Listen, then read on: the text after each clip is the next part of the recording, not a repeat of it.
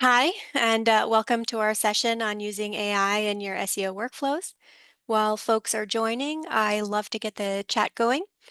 And please jump in and let us know where you're joining from and whether you think it's important to be nice to ChatGPT. I'm your host, Anne Berlin. I'm a technical SEO and product strategist at Lumar, and I'm pleased to introduce Natasha Burtenshaw-deVries, our presenter today.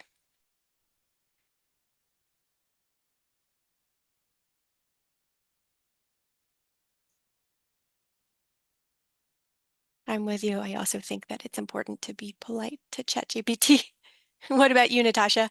Do you I have a mean, I'm take on that? Canadian, so it's like what's the word? Obligatory that I'm nice. Can't help it. I don't think I say sorry too often, but gotta have some fun with it. Oh yeah, I go all the way. I say that was my problem. Let me formulate that a little bit better for you. Excellent. One time I was really bored and asked ChatGPT if they had any New Year's resolutions, and sadly they didn't. So I don't know if it's focused on self-improvement enough. Excellent. It looks like we have got pretty much everyone who has joined. Um, and I want to talk about a few logistical details before we get into the meat of Natasha's remarks. So you'll notice that we have a Q&A box and a chat box. I'd love it if we could keep the chat for sort of real-time reactions and exchange between attendees, and then use that Q&A box if you have a question that you want Natasha to handle after the end of her remarks.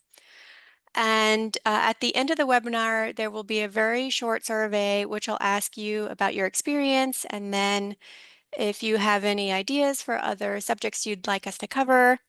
And of course, as always, these sessions are recorded and you will get to see that session on demand, and we'll post a summary on our blog as well, and that'll come out early next week if you want to share with your colleagues, etc. So let me tell you a little bit about our presenter today. Natasha Burtenshaw-deVries is the Director of Organic Growth at Flywheel Digital, and she handles holistic SEO strategy for brands across North America. Natasha began her career in education and brings those teaching skills to talks and clarifying technical concepts in her work in SEO. Natasha's spoken in recent years at Brighton SEO in UK, at WordCamp Canada, and where I saw you in person at WTS Fest in Philadelphia. And she's a big Canadian soccer fan, so shout out your favorite Canadian soccer team in the chat.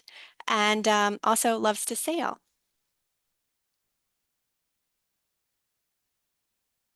And that is me. Um, I think we've been through the housekeeping stuff, so Oh yeah, I did want to say that if you are interested in using closed captions or would like to enable a live transcript for today's talk, we have those features enabled for your use. awesome. Well, yeah, I guess to kick things off today, um, so first question for you all. You could a poll pop up on your screen in a second if not there already. Curious to know how often everyone here is using AI for SEO work currently.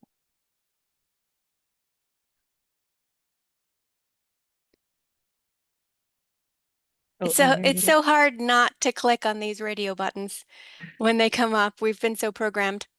I'm currently using it between daily and weekly. What about you, Natasha? About me, or about the same. Probably depends on the day or the week. Sometimes it's, always open. Other times I don't touch it as much. But definitely in between that daily, weekly. I would probably say like, 3 to 4 days a week. Maybe not every single day. I'll be interested to see from our participants. Looks like we're sitting in the same ballpark. We've Oh, got lots of 48% daily. daily, 26% weekly, 20% a few times a month. So we've got some heavy users on the call today. Also excited to see lots of nevers in there. Hopefully that'll change after today's presentation. All right. Well, yeah, so jumping right on in.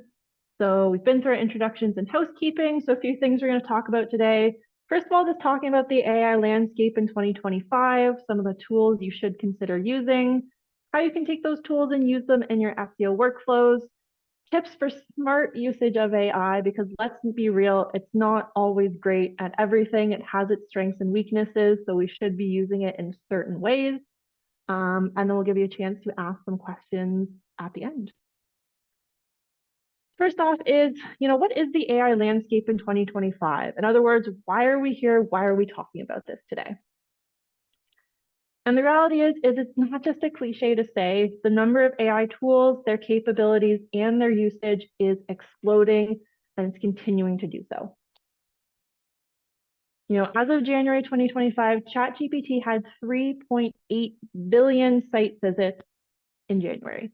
So that is not an insignificant number, and it's grown rapidly since it first was rolled out back in November 2022. Some ways it feels like just yesterday, and some ways it feels like ages ago that it's been with us. It also surpassed 400 million active weekly users in February, just this past month. And 92% of Fortune 500 companies are using OpenAI products. So that's, a range of products, not necessarily just that kind of, chat GPT function as many of us are familiar with, but that's a pretty significant number of some pretty big companies. And then in a survey of 360 marketers that Foundation Inc. did, they found that 22% of survey respondents said there has been widespread adoption of AI into their processes and tech stacks, but 22% said that, that's a mistake on my part. I think that actually should be 46% said that AI is only used in limited use cases. So in the marketing world, as we know, it's out there, it's being used, as we saw from our poll, most of you here are using it daily or weekly, but it hasn't, taken over all our workflows or our technology as sometimes the media headlines want you to think it. Now, weirdly enough, I never would have thought this 2 years ago, even a few months ago, but I'm giving so far 3 talks on AI this year. And it is absolutely not because I was an early adopter of AI or some cutting edge expert on it. Quite the opposite, really. I would honestly identify, certainly at the start and even still kind of now, a bit of a Scrooge about AI. Because when it first rolled out, I was just not sold on it because the initial buzz was very focused on content creation, both things like code generation, like how does it, create it and do it all for you. Also really predicted rapid disruption of user behavior, oh, Google's dead, we're all just going to use ChatGPT now. A lot of fear mongering about AI fully replacing many tasks and even jobs completely. And the good old SEO is dead again. We've heard that a few times before. I'm sure we're going to be hearing it long into the future. So it just gave me a bit of a bad taste. I wasn't really encouraged to go crazy and start adopting it and integrating it into my work right off the start. I was asking questions like, is this actually better, or are people just excited because it's new and it's an interesting technology? I was also thinking it often just takes as long to do things yourself to actually get a quality result. Why wouldn't I just do it without having to work with AI to do it in the same amount of time? Of course, questions about quality, about accuracy, can we really trust this? As we know, and we continue to see, it's gotten better, but still lots of issues with where it just, makes things up. It shares things that aren't accurate, things that are out of date. Again, I was just like, if we can't trust it, then why do we want to use it? And particularly on the content side, just asking, does anybody actually want to read this content? Maybe on the surface, it looks good and impressive. You wrote it in a minute or so. But often when you dove in, it's just it's repetitive. It doesn't go into detail. It doesn't have that brand voice or hook that really wants to make you read the content or connect with it. So I was not impressed. Obviously, my stance since has changed. Or of course, I wouldn't be here with you all today. Why has it changed? Of course, the quality and accuracy has gotten significantly better with developments in different models, more training data, all of that. It's also just kind of this technology is not going away. Maybe it hasn't destroyed Google like some people said it would, but it's here to stay and adoption is only going to increase. So as SEOs, we have to understand how it works and how users are going to interact with it whether we like it or not. The other thing for me was, at the time that ChatGPT rolled out, I was not in a director level role, but as I transitioned into a director role and took over ownership of, our service development and, client outcomes, it really forced me to say, all right, again, this is here to stay. How does it work? How can we use it to make things better? And how do we use it in those best ways? So it was a process. I would not say I'm some 100% raving AI fan, but I absolutely think it's something you can and should be using because there really is a lot of value in it. So on that note, what AI tools should you be using?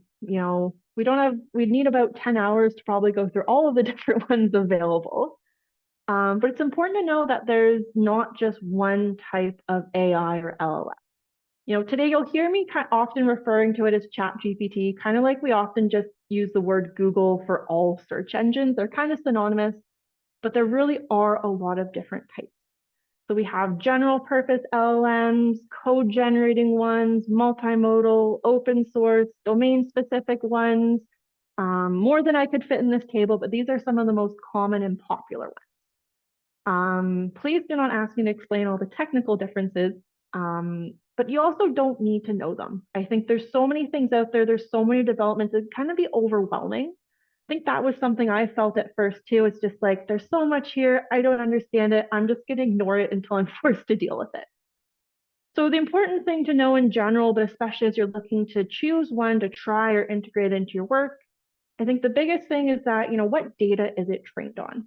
We can see here, some of our general purpose LLMs are trained on things like web content, books, articles, conversations, while others, like open source LLMs, are trained on public data sets. Our domain specific LLMs are trained on things like medical databases, financial databases, or legal data. So data is definitely something you want to think about as you choose what type of LLM you're going to use, because of course, you need to have the right data based on your task. And then of course, the other thing is just their specializations. Just like people, we're all good at different things based on our experiences and kind of where we've chosen to focus our skills and careers. So if you're looking to generate code, then you're probably going to want to use a different LLM than if you want to generate images or you're really focused on that real-time, up-to-date knowledge. So that's kind of the overview of the different ones. Especially if you're getting started, I would just suggest that you stick to one of the general purpose LLMs, one of the multimodal ones, or even the open source ones. I find those generally kind of tend to be the Swiss Army knife LLMs. You can generally do anything within them pretty decently, unless you're looking for some really specialized and advanced tasks. But if you're just using it for the first time, I doubt that you're there yet. It's also important to realize that, we often think of using an LLM as going into ChatGPT and typing a prompt. We actually interact with them in many different ways. The one is that we can interact through the tool interface itself. So again, that's the more traditional, go into ChatGPT, type your prompt. But within that, there's even different things that we can do now. So for example, in ChatGPT, you could create a custom GPT, or within Gemini, they call them gems. This is where you can kind of train it on more specific information, or give it guidance on, how to give answers, for example. So you're kind of customizing it more, but still just using that general knowledge from the LLM. And they're very user-friendly to create. You don't need to know any code or anything to create them. We're also starting to see AI agents emerge, which is kind of taking custom GPTs to the next level, where you can really kind of take them through different steps that it'll do independently, unlike in, just using ChatGPT example where you may need to kind of take it through those steps on your own. So interacting within the tools, that's one thing, lots you can do within there. The next thing you can do is work with APIs from the different LLMs to integrate them into your own application. So this could be creating functionality in a tool that you run. It could be using it in spreadsheets. Lots of different use cases there, but it takes it out of the tool's interface to give you some more flexibility and integration.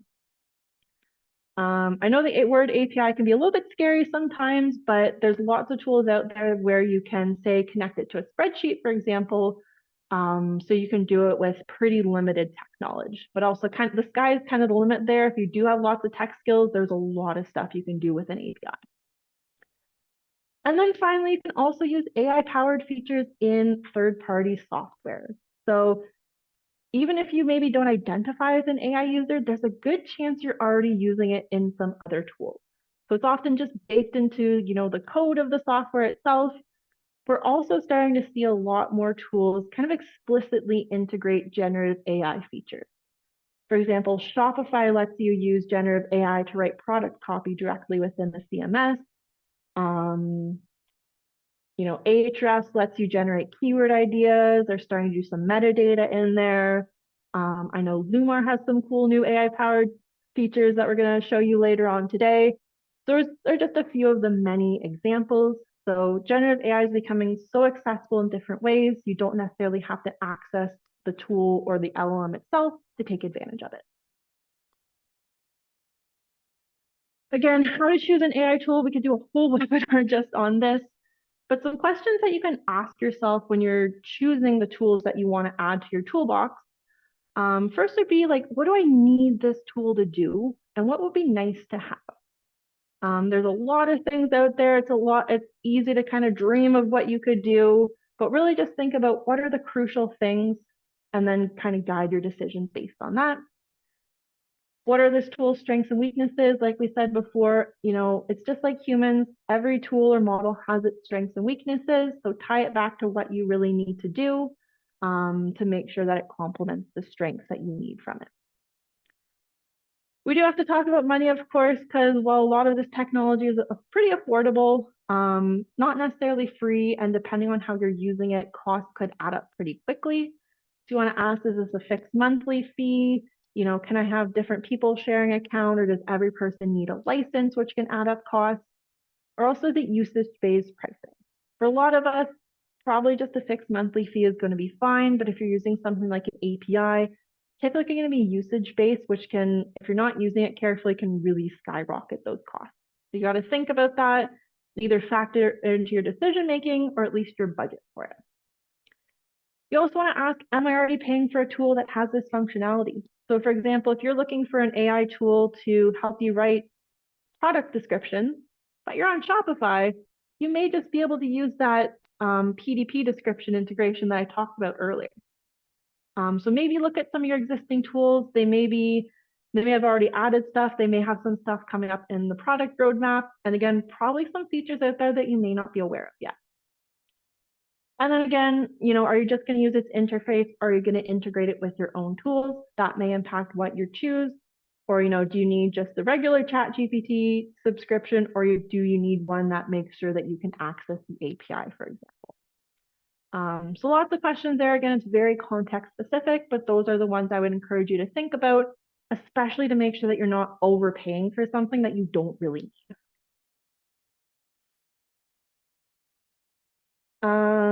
So before we go on to how to use it, I'm sure some of you may be thinking like, well, what do you use?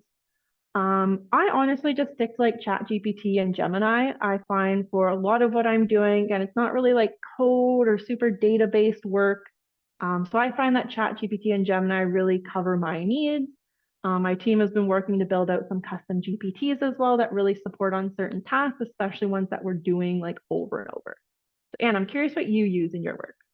Yeah, I'm also very into the Swiss Army knives. I mostly use ChatGPT, though I've used Gemini, even though the adoption of our target audience of Gemini is low because it's a Google product, and I want to see how its outputs might vary from ChatGPT.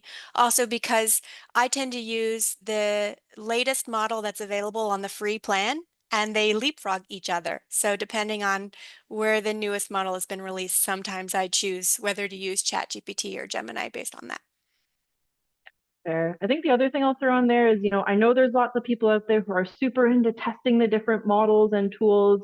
And thank you for the people who publish all your information on that, because it really helps us out who don't do that testing. I've also found, I think it's better for me to invest my time in different ways to use, ChatGPT within the existing tools instead of fussing around too much with different models and tools and all of that. I've generally found that's the better use of my time. Like, how do I get more out of it instead of all the different models? All right, so we know AI is part of our lives. It's not going away. We've talked a little bit about some of the tools available to us. So now how can we take those tools and actually use it in our SEO workflows? And this was a very challenging section to put together because again, you could talk for days about this. There's so many different ways. We're still discovering different ways to use it or ways to use it better. But especially through thinking through that angle of, what are actually the smart ways to use it? Where do you really get that value add on top of human experience and expertise? And if I have to narrow it down to only cover it in less than an hour, I would bucket it into these three areas. First would be ideation tasks. Second would be iteration tasks. And third would be for execution at scale. The first off is ideation. So ideation is the process of generating and exploring new ideas from scratch. It uses brainstorming, creative thinking, and problem solving to explore fresh concepts and potential solutions. So I love this word ideation over just, creation or generation, because it's more than just giving you an output that you're going to use, but it's, helping you create ideas, helping you brainstorm, and really not just creating the output, but forming solutions. So some of the ways that you can use ideation in your SEO workflows would be content briefs and outlines. This is something that my team uses quite a bit. We've really kind of refined our process here. It's great at coming up with ideas for, what can an article look like? What should it include? Things like that. So either the brief itself or even going into more detail for an actual article. It can also be great for brainstorming solutions to technical problems. Brainstorming in general, but especially maybe if it's something you've never seen before, if you're really stuck trying to find a solution, you can say, hey, I've got this issue. Here's what you're seeing. Like, do you have any ideas for what the problem could be? And often it does come up with the solution for you. But I also find that even if it doesn't come up with the perfect solution, it can get the juices flowing in your head, or maybe it takes you in the right path, and then you kind of go down the rest of the path yourself to find that solution. I think a common problem with technical stuff, especially, there's so many CMSs and types of websites, like no one's ever really an expert in this stuff. You're always learning something new. So I find LLMs can kind of help you with the stuff you don't know, and then you can take your existing knowledge and keep problem solving from there. There's also lots of technical tasks that can help with, what schema type should I use for this type of content? Again, there's so many schema types, there's so new ones, there's lots of subsets. So again, even if you know schema, it can just kind of do some of that legwork for you and maybe give you some ideas that you hadn't thought of before, maybe just forgot about even if you did know them. I love it for things like writing regex code, Excel formulas, scripts, custom extractions, all this different stuff. I wouldn't necessarily trust it to write all the code for my website, but to say, here, I need to be able to, extract this type of data. I want to filter by this. I want to do this thing in a spreadsheet. It's often quite good at just giving that to you. Helpful when you don't know how to do it. Also helpful when you're just kind of feeling lazy and want someone else to do it for you, because those things can be a pain to write, even if you know what you're doing. Can help with things like writing dev tickets or even explaining a technical issue in plain language. Especially great for those tasks where it's pretty straightforward and yeah, maybe you know how to do it yourself, but it's straightforward. It's maybe fairly common knowledge that can really just, write it for you. Even just get that first draft and then you can go in and kind of add the extra detail and that human touch. And finally, it's also generally good at giving recommendations for things like improving content quality, UX, and CRO. May not always apply to your specific audience, but lots of good ideas in there. Again, even if you don't take them all, I find if you just let it spit out a bunch of ideas at you, either gets your juices flowing to come up with more, or you can pick one or two things from it.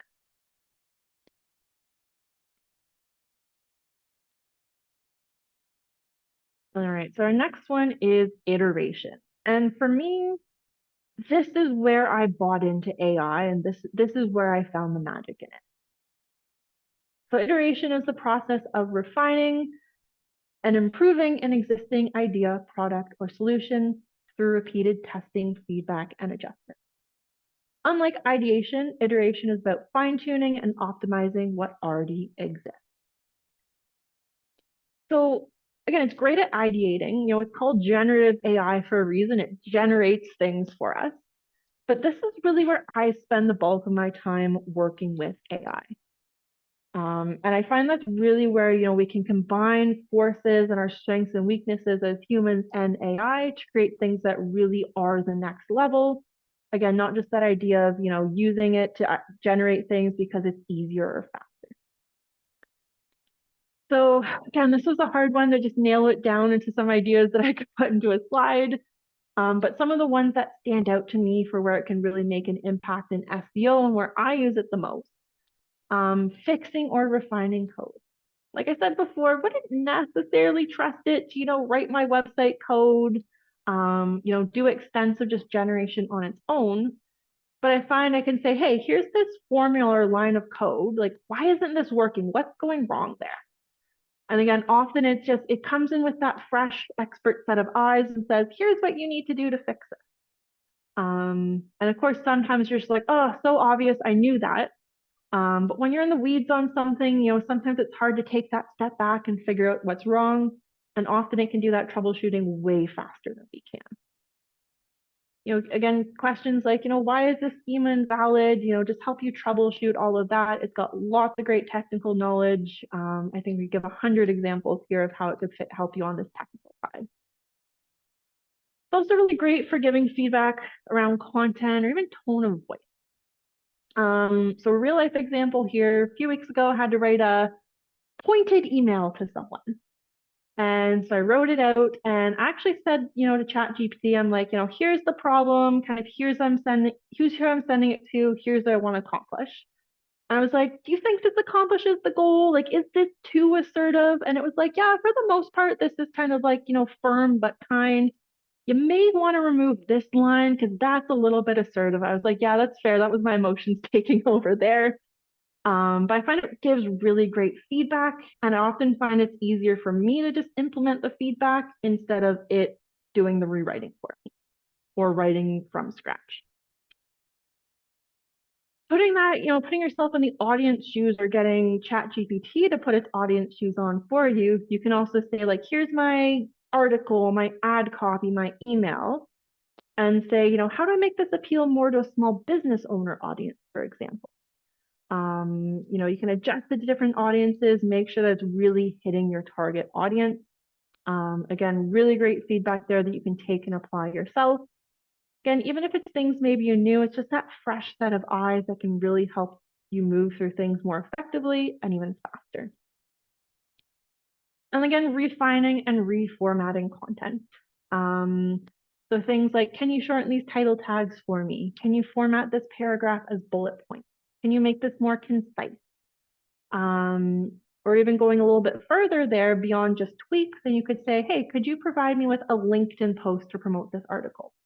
Or can you take this transcript from this conference talk and can you turn it into like a summary article for me? That's something I've been experimenting with a lot more. And again, it's not going to give you something perfect that you can just copy and paste and not have to edit yourself. But I find it can save a lot of time on doing these tasks. And then you just put on that, the cherry on top. But I also find with these tasks kind of higher up about, shortening things, reformatting, I find it's often very effective at those. Again, it may not be the most complex, sophisticated task in the world, but every one of these little tasks it can do for us can really save a lot of time. So yeah, iteration, again, this is what I really love it for. More so than ideation, kind of generating things for me from scratch. And this is where I would really encourage you to, explore, spend a lot of time. I think it's also a great way to start using it if you're maybe hesitant, you're not sure. Often you can get better results off the bat than just like asking it to do things for you entirely from scratch. So we've been through two of the ideas so far. I know we have one bucket left to go, but Anne, I'm curious if anything stands out to you here where you're using this, or like any of those other iteration or ideation tasks that you like to use in your work or with your clients. For sure. And I will say that this bucket of prompt examples is really resonating with folks. So I think you've really hit on something. And I think that these are the types of tasks that don't get the most write-ups. We see a lot of write-ups and example prompts for the ideation type of tasks, but for an SEO workflow, the way I found it to be most useful is explain this piece of JS to me. You know, I can get so far as reading it in the console. I can understand what's initializing it, but I don't know what it does, right? So that's been really useful to me. Or I'll have a piece of XPath I know works, but I want to apply it to a different template, but I can't write XPath. Can you apply this model, but make it work for this type of div? That's been something that's been a real game changer for me. I think that Mhm. that's an example of how I will be more frequently using AI as an assistant. Definitely. I think in reality too, we're talking about these as two separate types of tasks, but really they overlap because maybe you can start with some ideation, but then you can use some of these more iterative ideas to really refine it and get it to where you want it. They're not as kind of separate as maybe it seems on the surface. So ideation, iteration, and the final bucket of work I would really suggest you explore it for is execution at scale. And no, I'm not telling you to fire your content writers and give your content writing to ChatGPT. Um, Not where I see its best use cases for, but there really can be a lot that we can do to really automate and do things at scale.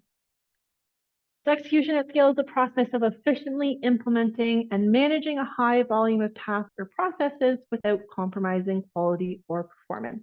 Big emphasis on the without compromising quality or performance here.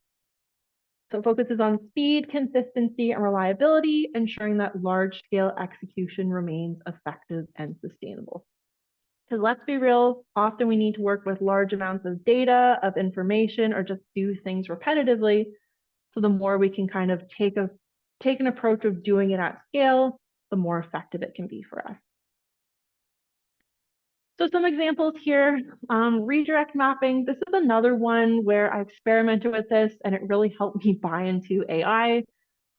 It's not perfect because, depending on how you have it set up, it's generally just going to rely on the URLs. It's not actually looking at the content of the page. But if you have like really descriptive semantic URLs, then I find it can be pretty effective here. Um, in this case, had to clean up a very poorly executed site migration. And it was months later, so we had no record of the old content, no sitemap. We were just having to pull together, 404s and broken URLs from Search Console, from Screaming Frog, from broken links in Ahrefs, and figure out how the heck they fit with the new website. So I can definitely tell you that using the OpenAI API combined with the GPT for Sheets extension here absolutely saved hours and hours of work. Didn't do it 100%, but again, that was a task where I'm just like, okay, this is the real deal. Like AI can actually help me here. We can be friends. Data cleaning and organization, definitely something it can help you with. We all know how tedious that can be. Metadata and alt text creation or optimization. So it could be creating it from scratch. It could be things like, hey, could you shorten this for me? Could you edit it to better reflect this tone of voice? Also, lots of technical tasks that can help you with like bulk analysis of indexation, canonical, duplicate content, analyzing log files, analyzing performance data. Um, you know, can never leave out the human touch here, but especially when it's, kind of yes or no answers to things, is this indexed or not, identifying patterns with data, all that kind of stuff it can be really effective at, or at least get you a good chunk of the way and save you some significant amount of time. And then in reality, most of the ideation tasks listed earlier, you can do more at scale. Again, you always want to make sure that you're doing it in a way that keeps quality and accuracy at the forefront. And often to do things more at scale, you're going to want to take it out of the interface and probably doing things like integrating it with a spreadsheet or other applications. Certainly can do things at scale within the interface itself, but I find the magic and power really comes outside of the interface. Again, don't let the word API scare you. It scared me at first. Again, there's lots of stuff you can do with APIs if you are very technical, but also lots of extensions and plugins and all of that stuff that can really empower us who aren't, coding experts to use APIs in pretty powerful ways. And little bonus one, I know I said there were three, but here's the fourth one for you, is use it as your trusty executive assistant. AI can be really great with things like summarizing key takeaways from meeting minutes and pulling out those action items. One I love it for, especially as a director who spends a lot of time on this stuff, is writing out, SOPs, internal documentations. Often what I do is I'll record a Loom video, get the transcript, and then say, write it out for me so we have a written version. And here's kind of the formatting or considerations to take into account. Saves me hours and just like frustration there too. It's also good at organizing, categorizing information, and even doing things like putting together webinar slide decks. Definitely helped me out a little bit for this presentation. So not an SEO application, so I'm just quickly glossing over it, but the less time you can spend on this admin stuff, the more time you have for the SEO stuff. All right, so at the end of the day, AI can do a lot of good things, but it's not good at everything. So the best way to really do great AI usage is to be deliberate in how you're using it and use it in smart. So first off is feed it context. I do some teaching, and when I talk about paid search and kind of the impact of AI and machine learning on Google Ads in today's world, I like to compare it to the Cookie Monster. And most people have their screens off in this online class, so I don't actually see them, but I'm sure they all give me weird looks. But these machine learning thrives off of data. It needs data to work, it needs data to do things better. ChatGPT is okay if you don't give it a lot of context, but you get a lot more out of it when you're giving it, really deep context and information. So give it background or audience information on who you're trying to reach with this task. Give it parameters to work in, focus on this, don't focus on this. What word count do you want? Talk about the format you want it to be in. Do you want paragraphs? Do you want bullet points? Do you want tables? It can do it all. Sometimes it'll make that judgment, but the more you tell it exactly what you want, the better answer it's going to give you. Again, just what goal are you trying to achieve here? Who is it for? Be explicit with that information, and not 100% it's going to give you the perfect answer, but you got to set it up for success. You can also use things I mentioned earlier, like custom GPTs, gems, AI agents. They take a little bit of work to set up, but it's a great way to just in general give it that more background information instruction on how to do a task, but it's especially helpful for those things that you do on a regular basis to save you time from having to give it that instruction every single time. It's also great to take the attitude of treat it like a junior employee. And I say this with love. I don't want this to come across snarky, but I really think it's a great way to describe it. You have to appreciate how they bring fresh ways of thinking and no prior bad habits, which can be great, but they do require very clear instructions like I just talked about, and you may have to repeat it a few times to get the right result. You should also expect some rounds of feedback and revisions to achieve a final product. Like I said earlier, you probably really need to combine those ideation and iteration tasks. You got to refine, give it some feedback, ask for different things to get to a good final product. And you also need to check its work thoroughly. Lots of potential, they're smart, they're great, but they make mistakes, they get things wrong. And if you just take things and you send it out to a client, for example, without checking it thoroughly, it will come back to bite you at some point. I guarantee you that. Just the other day, as I told people, I was so betrayed by ChatGPT for this. I was offended. I was like, I trusted you and you failed me. I was using it to write some metadata and product descriptions for a client that does skincare with a lot of like natural extracts and all that stuff in it. And their like ingredients are really important to them. So it's really something to highlight. And it was writing all this great stuff. And then I went to check things and I was like, oh my God, you're writing about ingredients that aren't even in the product. So that could have gone very wrong if I hadn't thoroughly checked my work there. So it was making some assumptions based on what they thought might be in a product. So again, always room to go back. I probably should have given it some different information, maybe been more explicit there. But I thought that was a great example of where on the surface things seemed fine, but could have been a disaster if I didn't check my work right there.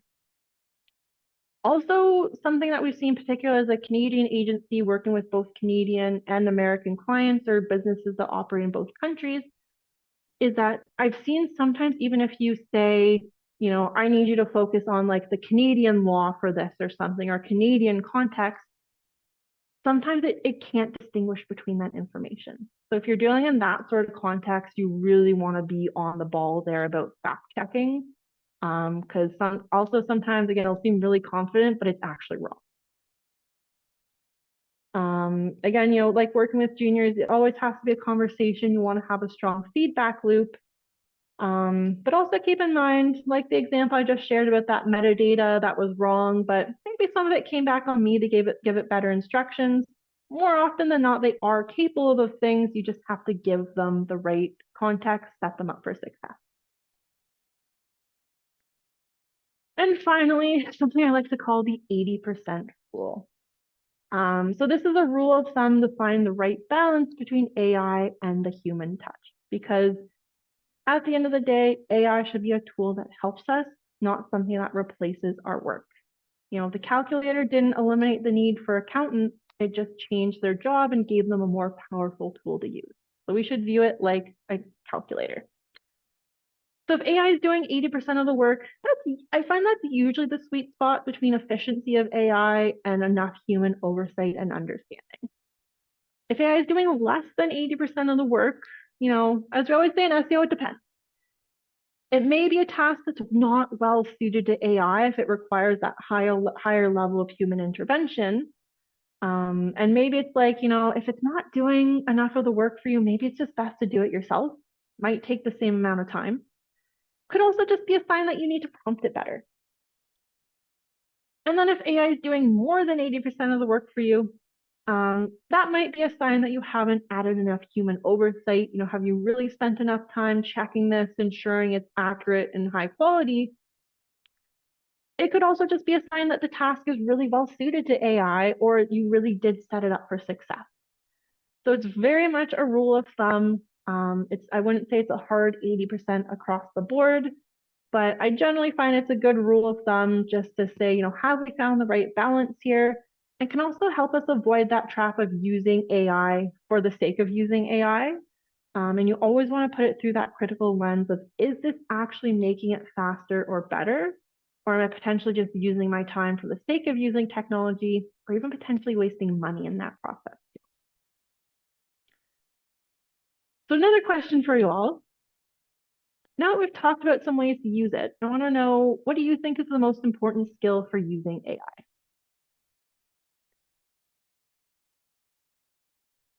Yeah, prompt engineering, critical thinking, data analysis, coding, other skills you can throw in the chat. Based on what I've seen in the chat, I think this is going to come out strongly prompt engineering because there's been a lot of really good tips shared about specific instructions that can make the outputs better, whether it's for content ideation, content gap analyses, or for code examples. What's your top skill? You gotta wait for mine. No Spoiler spoilers. alert.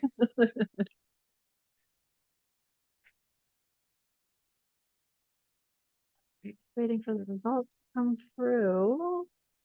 And all right, 49% said prompt engineering and 36% said critical thinking. So I'm actually going to side with those who said critical thinking. I wouldn't say I disagree with prompt engineering. It's definitely important, But critical thinking is the one that really stands out to me. Because as we've talked about a few times, AI has just as many, if not more, weaknesses than strengths. So we want to avoid that trap of using it because it's AI and it's cool and we think we're supposed to be using AI in 2025, but actually use it where it works well. And don't be afraid to say that AI isn't great for this. We're going to stick to the old school way. Again, fact checking is key. We have to be able to look at it and say, is this accurate? Is this correct? Do we need to make adjustments? And again, it's just like SEO, it's always changing and you have to be able to adapt on the fly. So, and like you mentioned earlier, switching between some of the free tools based on what model is most up to date. We're still seeing big improvements in what the models can do, different models, all of this stuff. So if you're just using it in the same way over time, then you're going to be missing out. You may start to be using it in ways that aren't actually good. You have to think, just like SEO best practices change over time, you have to think about, what is actually the best way to use this and how am I adapting as the landscape changes. And then again, I just want to keep hammering this home. You want to use it because it's effective, because it's actually improving your workflows and quality of work, not just because it's AI.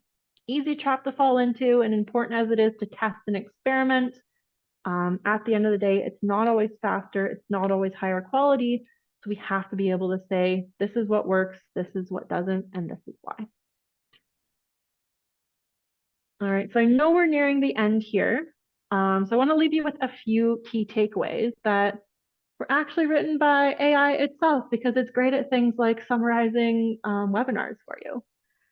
So remember that AI will not replace SEOs, but it may replace SEOs who don't add it to their toolbox. I don't say that to scare you, I say that to encourage you. It has lots of strengths. I encourage you to explore those if you haven't already. But there's lots of things it can't do. We still need human judgment and critical thinking, which AI cannot do for us. So use it as a tool in the toolbox. Don't worry about it replacing you. Certainly not anytime soon. Leverage its strengths and don't use it for its weaknesses. Use your own strengths instead. Aim for that 80% rule of thumb. And always keep in mind that critical thinking is the most underrated skill for AI. If you use it with all of those other important skills, then that's how you're going to see success.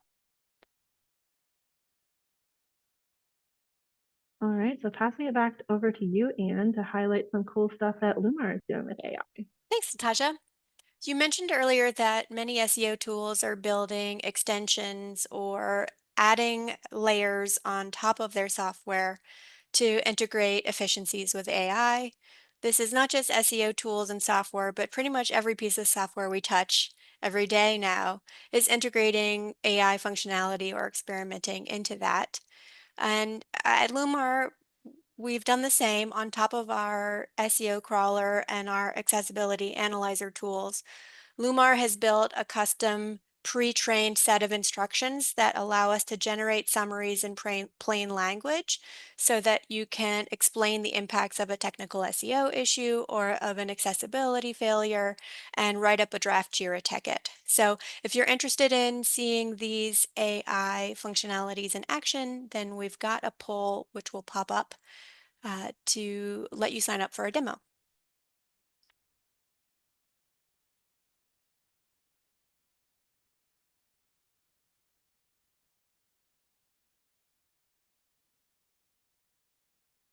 Thank you for that, Natasha. I was really intrigued to see prompt engineering as the majority response for how folks think skills need to evolve to use AI. And I'm going to Mhm. join your crusade for critical thinking as the important complement to that, given how much we have to analyze the quality of what comes out of our Exactly. And I prompts. would I would definitely agree prompt engineering is a very close second in my mind.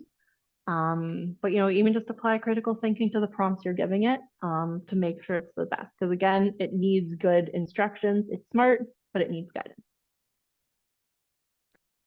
All right, so jumping over to some questions. I think we had some come through our Q&A box.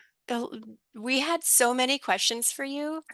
that I think some of them will have to attempt to cover off in the blog summary, but I've pulled out a few I think will have general relevance. But the first one I want to start with is about overcoming the first failure. So I know I've experienced trying to clean a data set and get some insights out of it at scale, and then hours later, having to completely abandon that and go back to manual analysis. I think it's quite common that folks might fail on their first attempt using AI in one of the manners you've proposed. And how would you encourage us to overcome that first failure and find some new success? Yeah, that's a great one because I know we've all failed it. I think that's what turns a lot of people away from it. I think that line from, number of people have used it once or twice to, there's a big drop off from that initial just testing. I would say I think it's kind of like dealing with, people in the workplace. I'm sure not everyone here is a people manager, but that's how I would approach it, is use it as a learning experience. Take a look back at, what instructions did you give it? What data do you provide it with? What did you ask it to do? And chances are that's where something went wrong in that process. So really just again, going back to the idea of using it, of treating it like a junior employee, often it ultimately comes down to us to set it up for success. So look at that process, see what you could do better, maybe test it a little bit to see how changing instructions or data changes the output. That would be the biggest thing I would focus on. I think the other thing is that just reach out to people for help. We know that there's so many people who are so generous with their knowledge in this space or help you troubleshoot things. So reach out on social media and communities that you're part of, or just look for information that's out there. There's a good chance you'll find the information there. The other thing is just ask ChatGPT. You might say, hey, you didn't do a very good job of this. Like, what do I need to tell you? Like, how do we get this result? It can be surprisingly useful for that. Oh, that's a really great tip. I don't think to do that often. So we've got a question from Lauren. She says, my team's currently working on creating an AI workflow. This is related to content generation. Um, as I understood it, what are the major challenges or tips that your team, you talked about setting up some of your own custom GPTs so that you can automate some of your repeated workflows. What did you learn as you were developing your first workflow that you would like to go back and tell yourself before you started? Great question. I think one is just being really clear on like what is your goal and what does that ideal outcome look like for you. You may not know exactly what it looks like yet because obviously this is why you're using ChatGPT to get there. But I think having that, clear kind of end goal is really important. Even thinking about things like, is this an outline for a writer that knows SEO, or do they have a base knowledge of information so we don't need to include certain guidance in the brief? Things like that all go into it. I think the second thing would be you're just going to have to do a lot of testing, which is maybe not what you want to hear. But again, you ultimately just have to test different prompts. Especially when you're dealing with things like content outline, I think this is where doing some testing of different models or tools can come in handy. Because certain things are better at this kind of work than others. I should know this off the top of my head, but I know in our briefing process, we do have very explicit instructions about what model to use because we have noticed big differences. And I think the other thing, again, just going back to that, 80% rule is being really clear on just in general that humans should be involved in the process, but even just like knowing what things you want to look at closer. For example, we have a section in our brief where we ask it to generate some questions that you could ask a subject matter expert. And generally it comes up with some good ideas, but there's also a lot of stuff that's, irrelevant to the client. It gets repetitive between briefs. So we have some of those flags where it's like, you got to review everything, but these are the ones where we know AI is a little bit weaker in that process. And it's probably something we keep working on. So maybe we can have less human intervention, but that's also been the balance of like, this is pretty good. It gets us 80% of the way there. So we just know specifically what it's a little bit weaker at and where we may need to compensate. That's excellent. Thank you so much for your time today, Natasha, and for the For having excellent. me. I know I've snapshotted and we'll be coming back to some of these examples to extend the way that I think about how AI can complement my SEO. And I think we'll have you come back for V2 because there's a lot of more advanced questions and ideas that have come out from today's engaged participants. So thank you to everyone who joined as well. And yes, I know we had a few of those kind of upcoming events and podcasts and stuff you can listen to if you want to take things to the next step. And then we've also got this great little video to wrap up with. But Yeah. yeah, super great to be here. Super great to see so many questions in the chat. And yeah, hope to continue the conversation. Thank you so much, Natasha. Hi there. With so much being said about and speculated on in the realm of AI in website optimization, we thought we'd give you a quick overview of what Lumar is doing with AI. We fully integrated the Lumar platform with state-of-the-art technologies like Hugging Face AI models, OpenAI's GPT-4 and Google's Natural Language API to deliver cutting-edge features.